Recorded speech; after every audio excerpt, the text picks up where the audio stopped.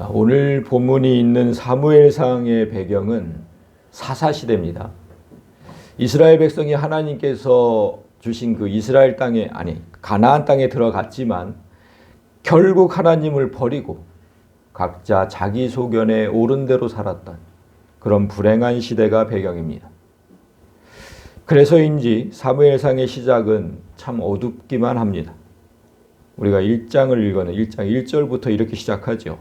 에브라임 산지 라마다임 소빔에 에브라임 사람 엘가나라 하는 사람이 있었으니 그는 여로함의 아들이요 엘리후의 손자요 도후의 증손이요 수베의 현손이더라.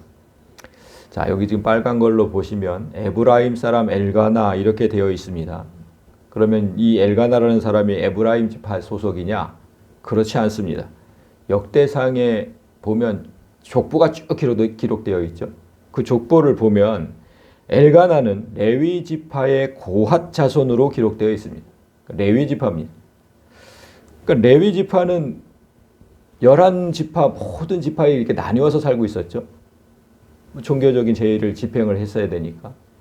그래서 나뉘어 살고 있었기 때문에 그는 단지 에브라임 지파에 속한 라마다임 소빔이라는 동네에 살고 있었다는 것뿐입니다. 레위 지파예요.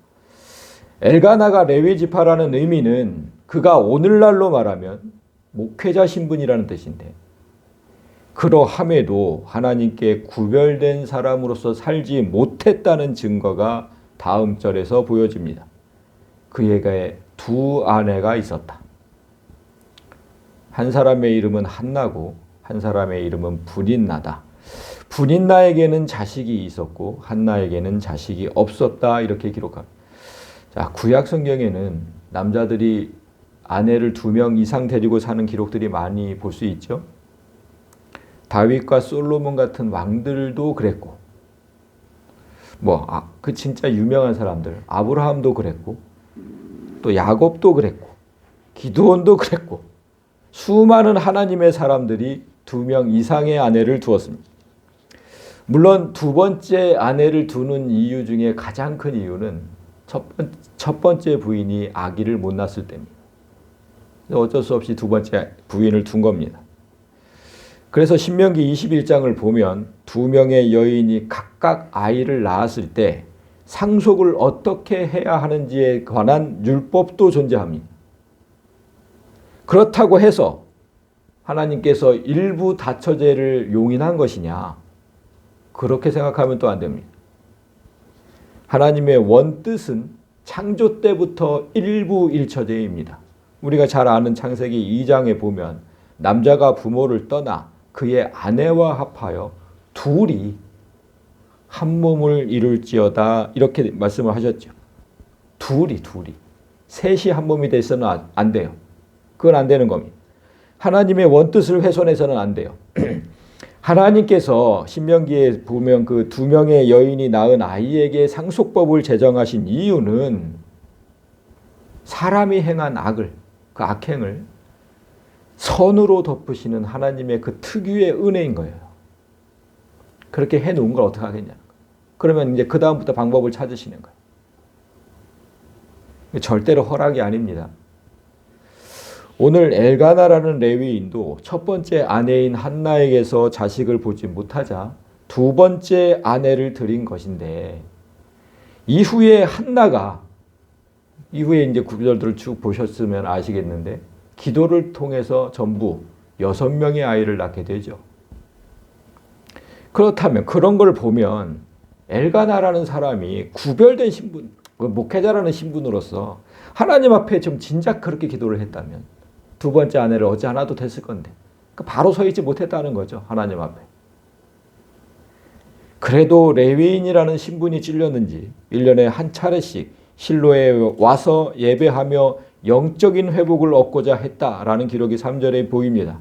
이 사람이 매년 자기 성읍에서 나와서 실로에 올라가서 만군의 여호와께 예배하며 제사를 드렸는데 엘리의 두 아들 홈니와 비느하스가 여호와의 제사장으로 거기에 있었더라. 당시 언약궤가 실로에 있었습니다. 하나님의 말씀이. 그래서 실로에 가서 매년 예배를 드렸는데 불행히도 당시 제사장은 하나님 앞에 악을 행하던 저 엘리의 두 아들 홈니와 비느하스였습니다. 그들이 벌인 그 악행을 그 구절들을 쭉 이제 후에 나옵니다. 보시면 진짜 이런 사람들이 어떻게 오늘날로 말하면 목사잖아요. 이런 사람들이 어떻게 목사할까 할 정도죠. 그러니까 실로에서 예배를 주관하는 목회자는 악하고 패역한 자들이었고 엘가나라는 그 사람은 목회를 접고 영적으로 어두워진 사람인데 성경은 지금 이러한 목회자들을 소개하면서 오늘 본문을 시작하는 겁니다. 그런 목회자들이 있었다. 그리고 본문을 시작하는 거예요. 영적으로 어두워진 엘가나의 가정은 두 아내의 갈등으로 인해서 가정의 불화가 끊이질 않습니다. 분인나, 첩이죠. 첩. 둘째 분이니까. 분인나는 첩이었지만 자식이 있었다고 합니다. 그러나 남편의 사랑은 언제나 첫째 부인 한나의 몫이었어요. 그럼 제가 여기서 여성들에게 한번 물어볼까요? 만약 여러분이 이 두 여자 중 하나의 처지가 되어야 한다면 어떤 쪽을 택하시겠습니까? 그러니까 자식을 낳지 못하지만 남편의 사랑을 받는 한나 쪽을 택하실 건지, 아니면 남편의 사랑을 받지는 못하지만 자녀의 복을 받은 분인나 쪽을 택할 것인지, 어느 쪽을 택하실 거예요? 둘 중에 하나 택하시라면. 자식이 없어도 남편의 사랑이 중요해요. 다 마찬가지예요? 그렇지 않아요. 거의 모든 여성이 남편보다 자녀를 택하거든요. 남편보다 자녀를 택해요. 그렇지 않아요? 아니 남편하고 자녀하고 둘 중에 하나 택해볼. 자녀 다 택한다니까, 자녀를. 안 그래요? 야, 대단한 애처가시네. 아니 애부가시네. 왜냐하면 여자들이 그렇게 생각하는 이유가 이런 거죠. 자식들은 여호와의 기업이고 태의 열매는 그의 상급이다, 이렇게 얘기를 했어요. 그러니까 하나님은 분인나에게 이미 풍성한 기업과 상급을 주신 거예요. 그런데 분인나는 그것으로 만족하지 못하고 자기가 갖지 못한 그 남편의 사랑 때문에 늘 불평하는 삶을 살았습니다. 그러다가 급기야는 자기가 갖지 못한 그 한 가지까지도 성취하기 위해서 한나를 자주 괴롭혔다. 그게 6절이죠. 여호와께서 그에게 임신하지 못하게 하심으로 그의 적수인, 그러니까 한나를 임신하지 못하게 해서 그의 적수인 분인나가 한나를 심히 격분하게 하여 괴롭게 했다.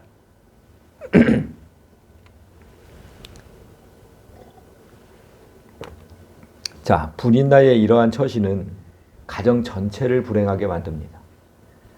주신 것으로 만족하지 못해요. 내게 있는 것으로 만족하지 못해요. 그리고 갖지 못한 것을 계속해서 불평해요. 그러면 그 가정에 평안은 없습니다.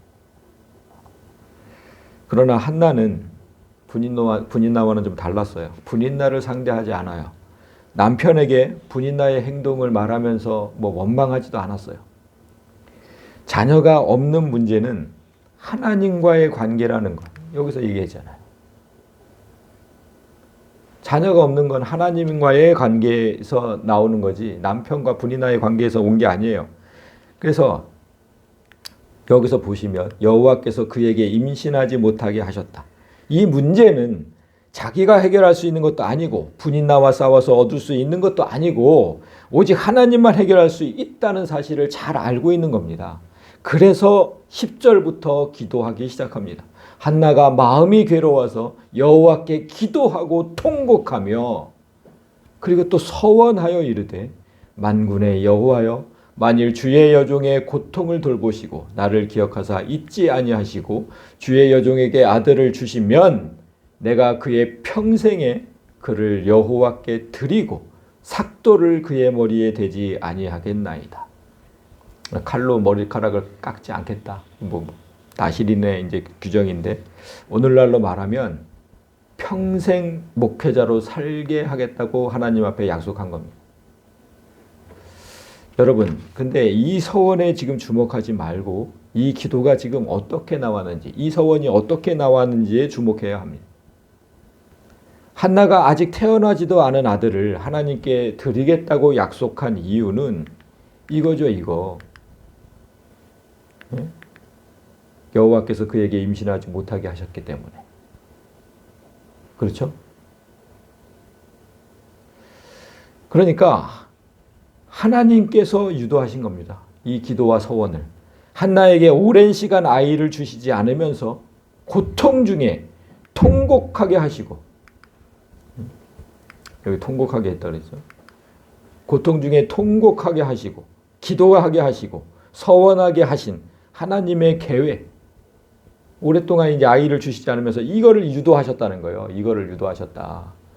그러니까 여러분 가정에 한나처럼 오랜 시간 풀리지 않는 문제가 있다면 하나님은 여러분에게도 이런 똑같은 기도를 원하신다는 거예요. 이런 기도를 좀 해라. 이런 기도를. 그래야 내가 들어줄 거 아니냐? 그래서 한나가 어떻게 기도했는지 12절도 보시면 12절 그가 여호와 앞에 오래 기도하는 동안에, 그러니까 저도 아이를 가질 수 있도록 은혜를 베풀어 주옵소서. 이 기도가 주된 내용이었을 것인데 그 한 가지 내용 가지고 오랜 시간 기도했대요. 오랜 시간. 오늘 본문에서 이런 장면들을 보고 묵상하면서 여러분 두 가지 의문이 생겨야 해요. 저는 그런 두 가지 의문이 생겼어요. 첫째는 뭐냐면 임신하고 출산하는 과정은 보통의 여자라면 누구든지 다 겪는 거잖아요. 진짜 어떤 여인들은 원하지 않는 임신도 되는 경우가 있을 정도로 정말 쉽게 되잖아요. 그런데 하나님은 유독 왜 한나에게만 통곡하는 기도를 오래 하게 하신 후에 아이를 주셨을까? 왜 한나에게만 그랬었을까? 다른 여인은 뭐 불이 나도 쉽게 낳고 왜 한나에게만 이렇게 하셨을까? 이게 지금 궁금해야 하고, 그리고 또 한 가지는 왜 한나는 어렵게 얻은 아들을 다시 하나님께 드린다고 약속했을까? 아니 그토록 어렵게 얻었잖아요. 근데 다시 하나님께 드려? 평생. 한나가 아들 사무엘이 태어난 후에 남편에게 하는 말을 들어보세요. 한나가 그의 남편에게 이르되 아이가 젖을 때거든 내가 그를 데리고 가서 여호와 앞에 뵙게 하고 거기에 영원히 있게 하리이다. 아이가 젖을 때면 아들과 영원히 헤어지겠대요. 영원히. 그 실로에 있는 엘리 제사장의 성막에서 키우게 하겠다는 겁니다. 영원히 떨어지겠다, 헤어지겠다. 이게 말이 돼요? 한나가 아이를 주시면 하나님 일을 하는 아들로 키우겠다고 서원한 건 맞죠. 그건 맞아요. 근데 한 집에 살면서 하나님 일을 하면 안 돼요? 그토록 귀한 아들인데. 그러면 안 되는 겁니까? 정말 어렵게 낳은 아들의 어미로서 이해되지 않는 장면이죠. 오늘 이 두 가지 의문점을 바로 깨달을 때 여러분 인생의 문제가 해결되고 하나님 앞에 더욱 복을 받는 인생이 될 줄 믿습니다. 그럼 먼저 첫 번째 이 의문부터 해결을 해보도록 하죠. 왜 하나님은 유독 한나에게만 통곡하는 기도를 오래 하게 하신 후에 아이를 주셨을까? 성경을 보면 여러분 하나님께서 예비하신 특별한 하나님의 종이 태어날 때는 항상 눈물과 통곡이 있었습니다. 진짜 특별한 사람이 태어날 때. 항상 그랬어요. 그 대표적인 경우가 예수님과 모세죠. 예수님과 모세가 태어날 무렵에 헤롯과 바로 왕이 그 또래 아이들을 다 죽였잖아요. 그래서 그 일로 인해서 나라 전체가 눈물과 통곡으로 뒤덮였어요. 한나처럼 자식이 없던 상황에서 기도했던 인물로는 아브라함의 부인 사라가 있었죠. 사라도 그렇게 오랜 시간 기도한 후에 얻었잖아요. 그리고 신약 시대에는 세례 요한의 어머니 엘리사벳이 있습니다. 그녀도 진짜 늦은 나이에 세례 요한을 얻었죠. 이들은 모두 자식을 잉태하지 못해서 고통을 겪다가 오랜 기간 인내하면서 기도한 결과로 각각 사무엘, 이삭, 세례 요한과 같은 특별한 자식을 얻은 겁니다. 그렇다면 왜 이런 하나님의 사람이 태어날 때는 눈물과 고통이 있어야 할까?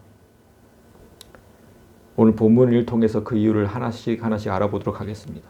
12절을 보시면 그가 여호와 앞에 오래 기도하는 동안에 엘리가 그의 입을 주목한 즉 이렇게 되어 있습니다. 한나가 하나님 앞에 오랜 시간 기도하고 있을 때 엘리 제사장이 한나의 입을 주목해요. 왜 주목했을까? 한나가 오랜 시간 성전에 앉아서 있는데 계속 앉아 있어요. 근데 아무 소리도 들리지 않아요. 그러니까 저 여자가 기도를 하고 있는 건지 졸고 있는 건지 알아보려면 입을 봐야죠. 움직이는지 안 움직이는지. 그래서 엘리가 입을 주목한 겁니다. 13절을 보면 한나가 속으로 말하며 입술만 움직이고 음성은 들리지 아니하므로 엘리는 그가 취한 줄로 생각한지. 한나가 마음속으로 기도하면서 속으로 말했다 그랬죠. 마음속으로 기도하면서 겨우 입술만 움직이니까 엘리는 그녀가 취해서 조는 걸로 착각합니다. 그래서 한나를 꾸짖죠. 엘리가 그에게 이르되 네가 언제까지 그렇게 취하여 있겠느냐. 술 좀 끊어라. 술 좀. 엘리가 한나를 술에 쩔어 사는 여인으로 오해한 이유는 소리내어 기도하지 않았기 때문이죠. 이스라엘 사람들은 대체로 소리를 높여서 기도를 합니다. 통성으로 기도를 하죠. 그러나 그것이 하나님을 향한 뜨거운 감정이 폭발되어서 나온 거라기보다는 내가 기도의 사람이라는 걸 모든 사람에게 알리려고 그렇게 기도하는 경우가 정말 많았습니다. 그래서 예수님이 그런 유대인들을 비판한 거 아닙니까? 마태복음 6장에 보면 너희는 기도할 때 외식하는 자와 같이 하지 마라. 밖으로 보이려고. 그들은 사람에게 보이려고 회당과 큰 거리 어귀에 서서 큰 소리로 기도하기를 좋아하느니라. 사람에게 보이려고. 그게 목적이에요. 예수님은 오히려 다음 절에서 한나처럼 기도하는 것을 권유하셨습니다. 너는 기도할 때 네 골방에 들어가 문을 닫고 은밀한 중에 계신 네 아버지께 은밀하게 기도하라. 은밀한 중에 보시는 네 아버지께서 갚으시리라. 엘리라는 제사장은 두 아들 홈니와 비느하스가 하나님 앞에 온갖 패악을 저지를 때 그냥 방관하던 사람입니다. 그냥 보고 두었어요. 성전에서 일하는 여자와 동침하고 성도들 헌금을 갈취하고 이 짓을 하는데도 그냥 방관했어요. 그렇게 영적으로 어두운 자가 한나가 기도하는지 졸고 있는지 판단할 수 없는 건 당연하죠. 그는 한 번도 이런 기도를 해본 적이 없다는 거예요. 한나처럼. 그런 기도를 해봤다면 그렇게 생각하지 않았겠죠. 한 번도 그런 기도를 해보지 않았다는 거예요. 그러니까 한나가 왜 그렇게 기도했는지는 조금 후에 밝혀집니다. 먼저 우리가 알아야 할 것은 아까 12절에서 한나가 오랫동안 기도했다고 했잖아요. 오랜 시간 기도했다. 그러면 여러분 언뜻 생각할 때 기도를 오래 한다 그러면 어떻게 생각돼요? 중언부언한다고 생각해요. 했던 말 또 하게 되고 했던 말 또 그래야 오랜 시간 기도하게 되잖아요. 그렇게 사람들이 생각을 해요. 중언부언은 한 말을 자꾸 되풀이한다는 거잖아요. 근데 예수님도 그런 기도는 옳지 않다고 하셨거든요. 기도할 때 이방인과 같이 중언부언하지 마라. 그들은 말을 많이 하여야 하나님께서 들으실 줄 생각한다. 그렇게 하지 않아도 된다. 이렇게 얘기하셨어요. 그러니까 우리도 사람들과 대화할 때 제가 여러분과 대화하면서 같은 말을 계속 반복을 해요. 그런 거예요. 그런 거예요. 그런 거예요. 같은 말을 계속 반복. 그러면 어떻게 돼? 그냥 내가 미쳤든가 아니면 술에 취했든가. 여러분 술 취한 사람과 대화하다 보면 정말 같은 말을 반복하거든요. 했던 말 또 하고 했던 말 또. 둘 중에 하나죠. 따라서 하나님 앞에 중언부언하는 건 절대 옳지 않습니다. 그런데 문제는 그러면 기도를 오래 하면 정말 중언부언하게 되느냐. 그럼 한나는 그렇게 중언부언하고 있었을까? 한나는 계속해서 자녀를 주십시오. 자녀를 주십시오. 이 기도만 계속하고 있었을까? 그렇지 않아요. 그렇지 않다는 게 다음 절에 나옵니다. 15절 한나가 대답하여 이르되 내 주여 그렇지 아니하나이다. 나는 마음이 슬픈 여자라 포도주나 독주를 마신 것이 아니요 여호와 앞에 내 심정을 통한 것뿐이오니. 자, 이 15절이 가장 중요합니다. 여기서 지금 빨간 글자 마음이죠. 그리고 파란 글자 심정이라는 글자 보이시죠? 마음과 심정 똑같은 단어죠. 근데 똑같은 단어가 아닙니다. 히브리어로 보면 똑같은 단어가 아니에요. 먼저 저 빨간 글자 마음이라고 번역한 단어는 루아흐입니다. 여러분 잘 아는 단어죠. 숨이라는 뜻이고 바람이라는 뜻인데 영이라는 뜻이 있잖아요. 지금 영. 그리고 심정이라고 번역한 단어. 아까 여기 파란 글자 심정이라고 번역한 단어는 네펫입니다. 숨쉬는 존재. 똑같이 영 뭐 이런 뜻이 있어요. 그래서 둘 다 영원이라는 뜻을 가지고 있기 때문에 제가 두 단어의 차이를 쉽게 설명을 해드렸죠. 기억하십니까? 이 루하으라는 단어는 하나님과 천사들처럼 육체가 없는 존재의 영, 그걸 루아흐라고 하고, 네페시는 사람과 동물처럼 육체가 있는 존재의 영을 뜻합니다. 그래서 그러면 성령 이러면 무슨 단어를 쓸까요? 당연히 루아흐입니다. 성령은 항상 루아흐로 단어가 되어 있어요. 그리고 여기서 지금 심정을 이런 번역이 참 제가 아쉬운 건데 심정을 통한 것뿐이오니 이렇게 얘기했잖아요. 여러분 심정을 통했다 이렇게 얘기 들으면 어떻게 생각이 돼요? 이게 무슨 뜻이에요? 마음이 통했다는 거예요? 하나님과 내가 마음이 통했다는 거? 그거 아니에요. 번역을 이렇게 해놔서 성도들이 성경 읽기가 참 어려운 거예요. 자, 심정을 통했다 이게 무슨 뜻이냐면 샤파크라는 단어예요. 따르다, 붓다, 쏟다 이런 뜻이에요. 단어. 그러니까 내 속에 있는 것들을 내 심정을 다 쏟아 부었다는 거예요. 이런 단어의 뜻을 알고 한나의 고백을 다시 보면 이렇게 돼요. 하나님, 나는 하나님의 영이 슬픈 여자입니다. 루아흐, 성령. 하나님의 영이 슬픈 여자입니다. 포도주나 독주를 마신 게 아니라 하나님 앞에서 내 영혼, 내 마음을 쏟아부었을 뿐입니다.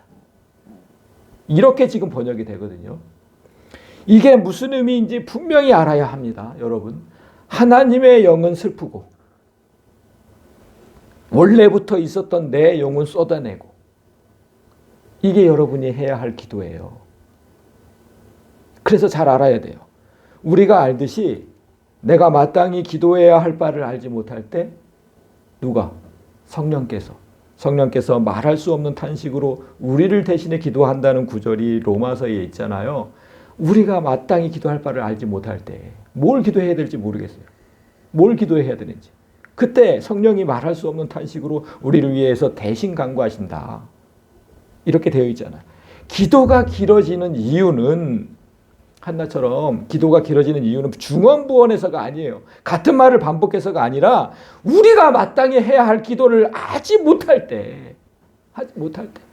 그래서 우리는 맨날 짧게 하는 거예요. 마땅히 기도해야 될 거 하나니까. 그거 알지 못할 때 성령께서 친히 일일이 하나하나 자세하게 하나님 앞에 아뢰기 때문입니다. 그러니까 무턱대고 내가 원하는 것부터 말하는 그런 기도가 아니라 성령이 임한 사람은요, 기도할 때 왠지 자꾸만 하나님 앞에 내가 지은 죄부터 고백하게 돼요. 탁 앉으면 그거부터 하게 돼요. 그리고 그 죄를 용서해 주시기를 먼저 바라게 돼요. 하나님, 내가 오늘도 이런 죄를 짓고 왔어요. 용서해 주세요. 용서해 주세요. 이거부터 하게 돼요. 그런 다음에 내가 원하는 걸 아뢰게 돼요. 그런 다음에. 그리고 원하는 게 이루어질 때 그 소망을 이루신 하나님께 내가 어찌 하겠다고 또 서원도 하게 돼요.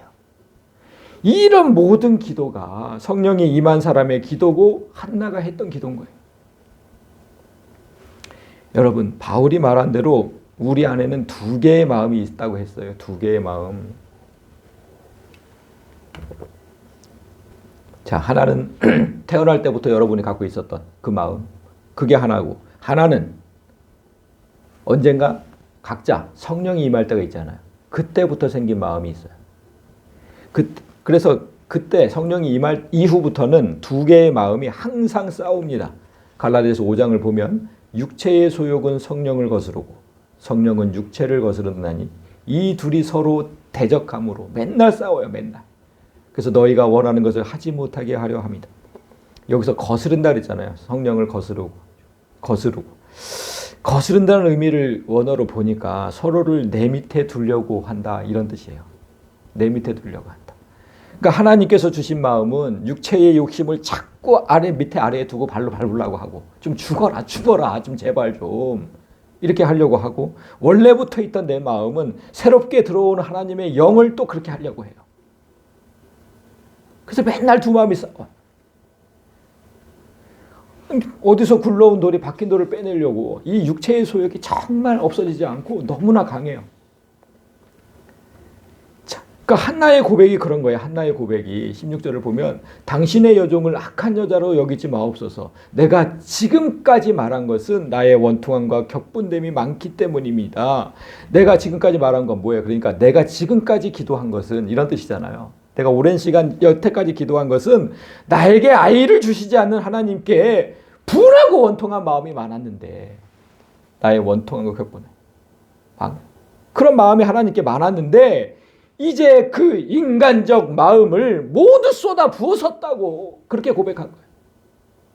하나님께 있었던 그 분한 거, 원통한 거, 그 원망, 불평 이걸 지금 다 쏟아 부었다는 거예요. 다 쏟아냈다 지금 내 안에서 다 쏟아내버렸다 지금. 왜 내게는 아이를 주시지 않습니까 하나님? 왜 나에게는 하나님의 기업과 상급을 주시지 않습니까? 왜 아이를 주시지 않아서 남편이 첩을 두게 하고 그 첩에게 모욕을 당하게 하십니까? 이제까지 당한 서름을 생각하면 하나님 앞에 쏟아부을 게 한두 개가 내 안에 있던 그 모든 원망을 쏟아 놓으려니까 내 기도가 길어졌을 뿐입니다.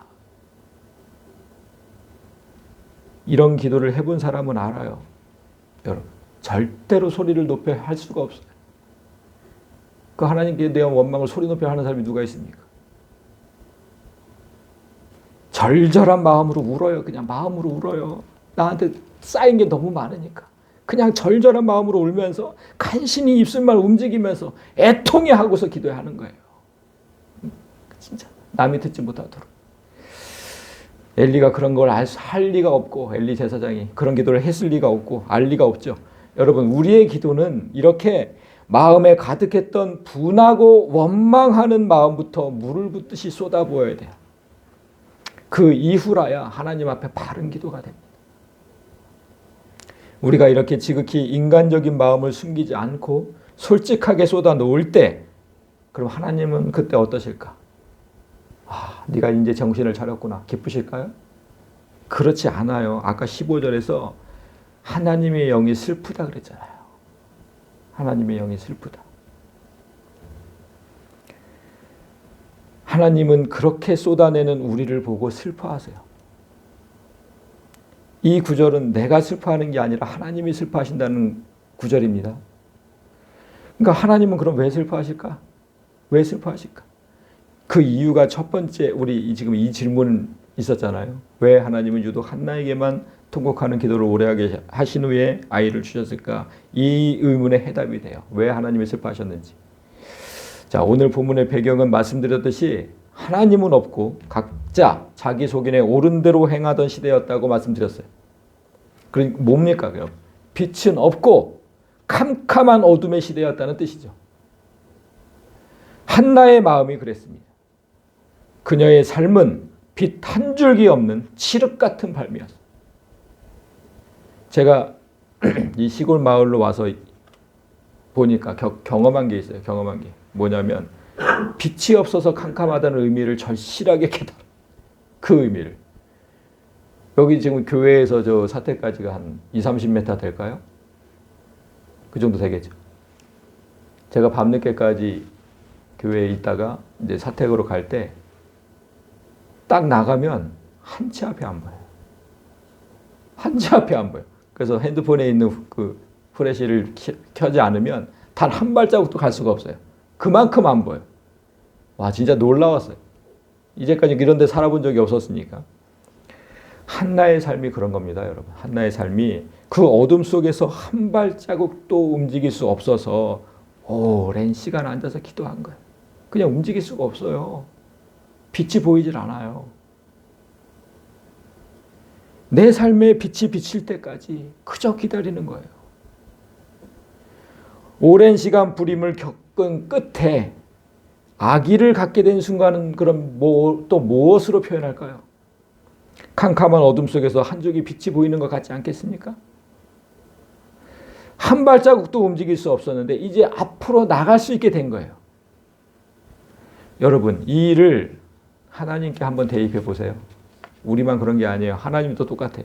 하나님의 마음이 슬펐던 이유도 한나와 똑같아요. 이 악한 세상에 빛이라고는 하나도 없는 캄캄한 세상에 빛을 비추고 싶어요. 빛으로 비추고 싶다고 하나님은. 그런데 빛이 없어요. 빛이 없습니다. 예배를 주관하는 제사장들은 세상 사람들보다 더 악하게 변질되어 버렸어요.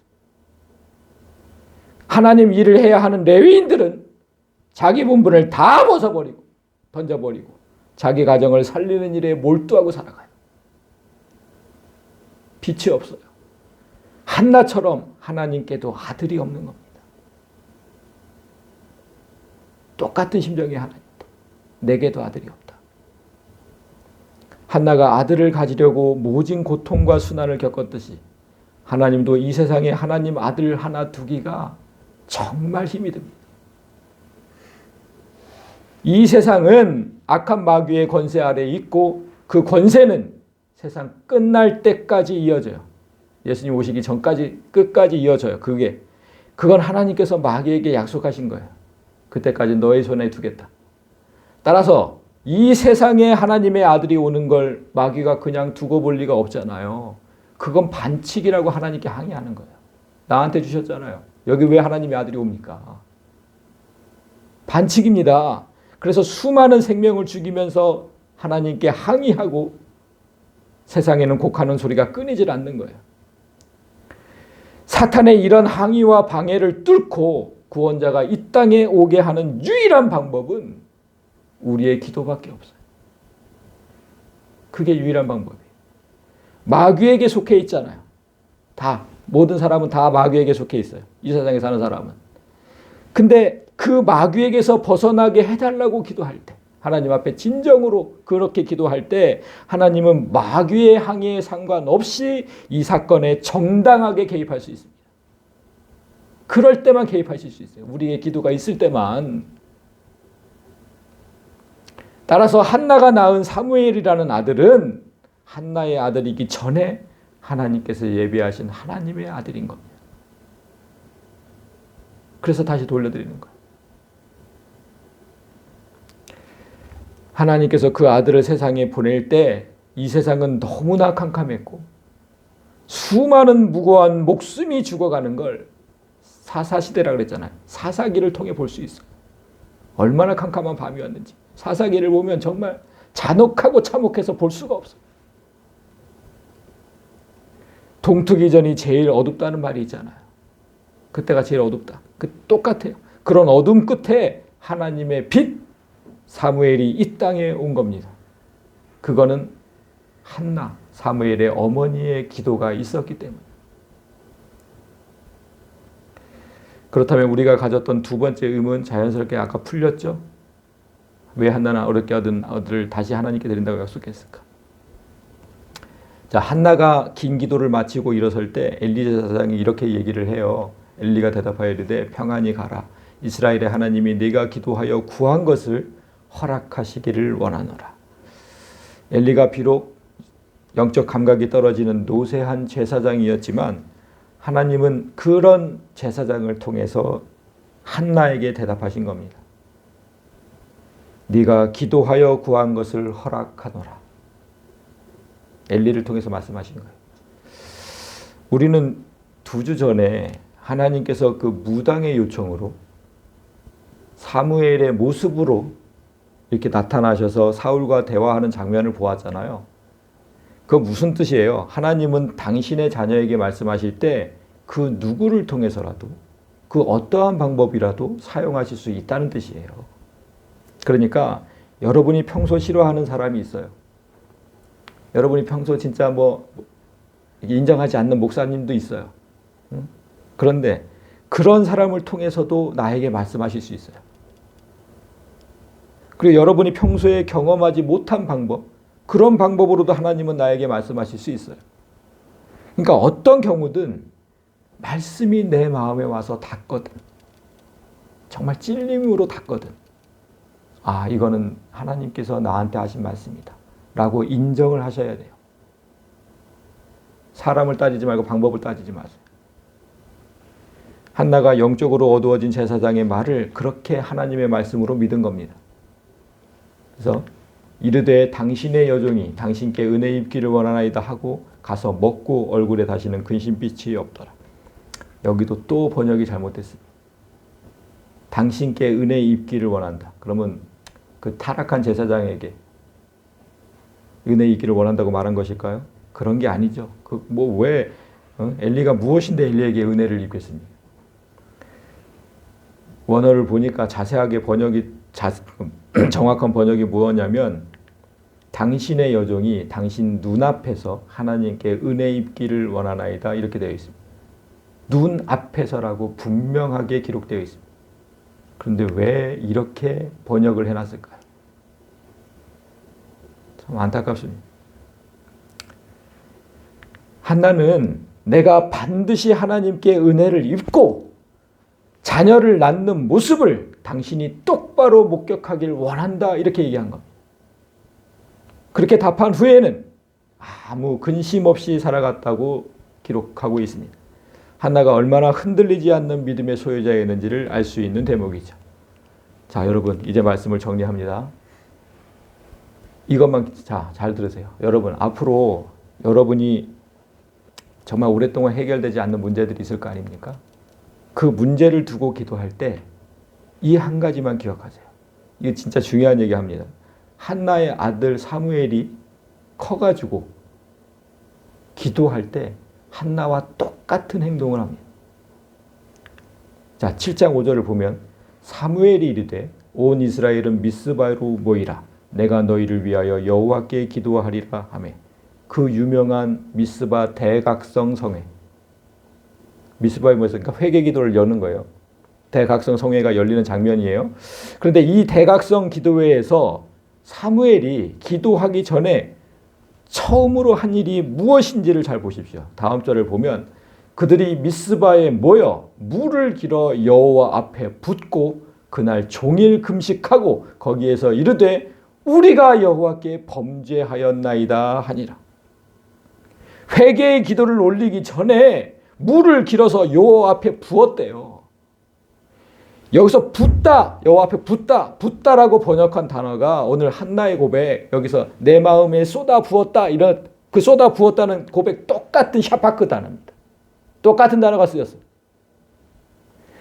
그러니까 한나가 하나님 앞에 육체의 소욕을 다 쏟아 놓고 기도한 것처럼 사무엘도 이스라엘 백성들에게 회개하기 전에 다 쏟아 놓기를 요구한 겁니다. 물을 쏟는 행위는 이스라엘 제사법에 없어요. 그런 율법은 없어요. 어디에도 없어요.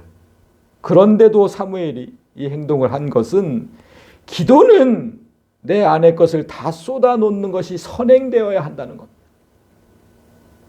그거부터 해야 돼요. 와가지고 내가 원하는 것부터 얘기하지 말고 하나님 내가 또 이렇게 살았어요. 하나님 제가 또 이런 죄악을 저질렀어요.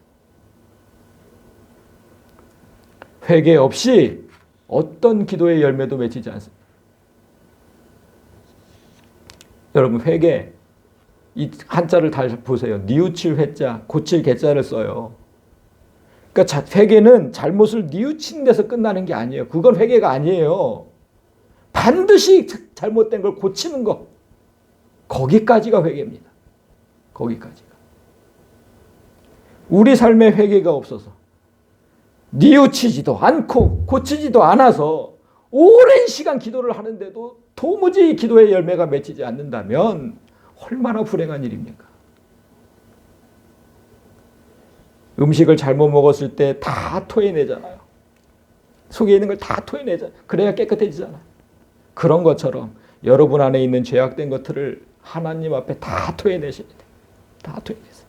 그런 후에 기도해야 합니다. 오늘 한나가 겪은 것처럼 여러분 앞에 놓인 문제가 오랜 시간 해결되지 않거든 하나님께서 한나에게 원하셨던 그런 기도를 원하기 때문이라는 사실을 절대로 잊지 마세요. 그리고 그렇게 시작된 올바른 기도가 오랜 시간 어둠을 끝내는 빛을 가져올 수 있다는 사실도 잊지 마시기 바랍니다. 그래서 여러분 명심하셔야 됩니다. 이겁니다. 쏟아내야 채워진다. 내 안에 있는 것들을 다 쏟아내야 내게 부족한 것들을 채워주신다. 명심하세요.